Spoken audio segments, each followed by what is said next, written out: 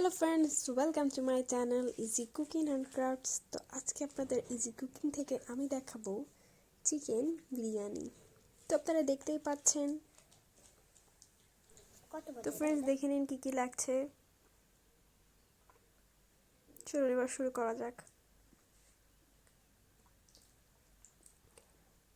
আমরা এখানে 2 কেজি দেশি মুরগির মাংস নিয়েছি। মুরগির ভেতরে আমি 500 গ্রাম টক দই দিয়ে দিচ্ছি।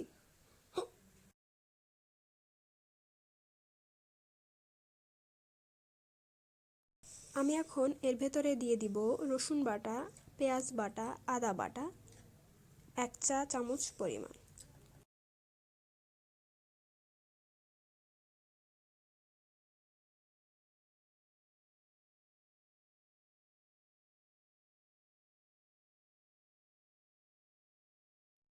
আমি এখন 1.5 চা চামচ পরিমাণ ধনিয়ার গুঁড়া দিয়ে দিচ্ছি এবং পরিমাণ মতন লবণ দিয়ে দিচ্ছি। আমি এখন বিরিয়ানির মশলা দিয়ে দিচ্ছি। আমি এখানে রাঁধুনি বিরিয়ানি মশলা ব্যবহার করেছি।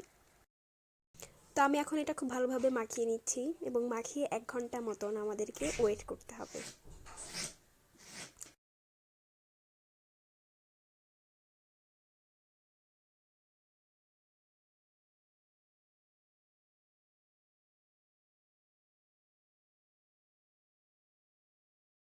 আমি এখন এটি 1 ঘন্টা এভাবে রেখে দিব এবং সে সুযোগে আমি এখন পেঁয়াজ ভাজি করে নিব।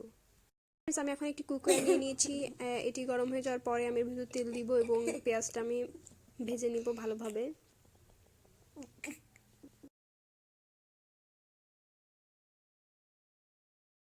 আমি এখন পেঁয়াজ দিয়ে দিচ্ছি, গরম হয়ে গেছে তেল।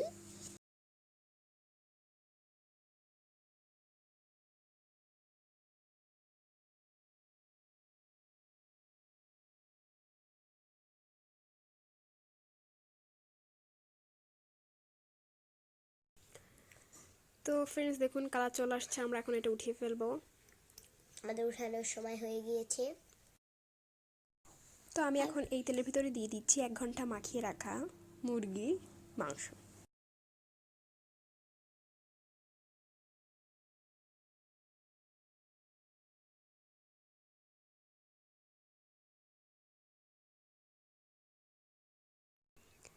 আমরা এখন এটি ঢেকে দিব সিদ্ধ করার জন্য। তো আমরা কিছুক্ষণ অপেক্ষা করার পর ঢাকনাটা খুলে ফেললাম এবং দেখি কি অবস্থা।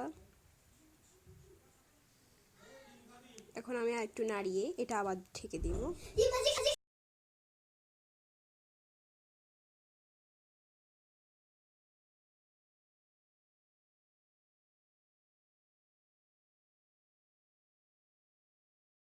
আমি এখানে 1 কেজি পরিমাণ চাল ভিজিয়ে রেখেছিলাম। আমি এখন এটি পানি ঝরিয়ে নিয়েছি। মাংস সিদ্ধ হয়ে গেছে। আমরা এখন মাংসটি উঠিয়ে ফেলবো।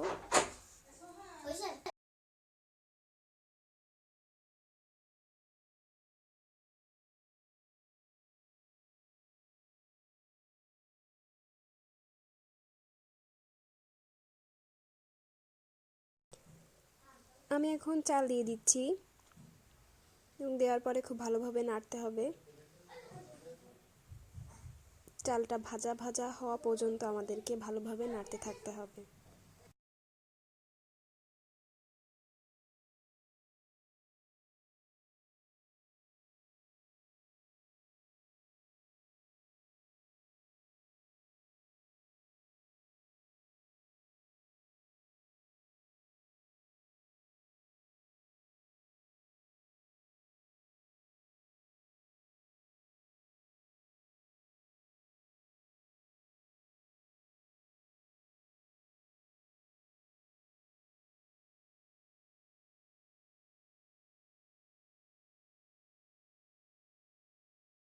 চাল ভাজা হয়ে গিয়েছে। আমি এখন এর ভিতর দিয়ে দিচ্ছি গরম পানি।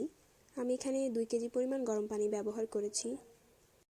আমি 1 কেজি চাল ব্যবহার করেছি, কারণে তার দ্বিগুণ পরিমাণ পানি ব্যবহার করেছি। মুরগির মাংসগুলো দিয়ে দিচ্ছি এবং ভালোভাবে নেড়ে আমি এটা ঢাকনা দিয়ে কিছুক্ষণ ওয়েট করব।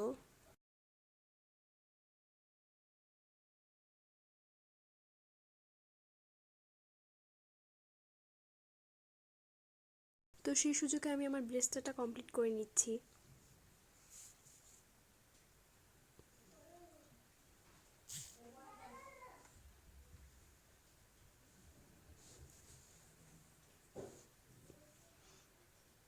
এবং আমি এখন বিরিয়ানির ভেতরে এটা দিয়ে দিব।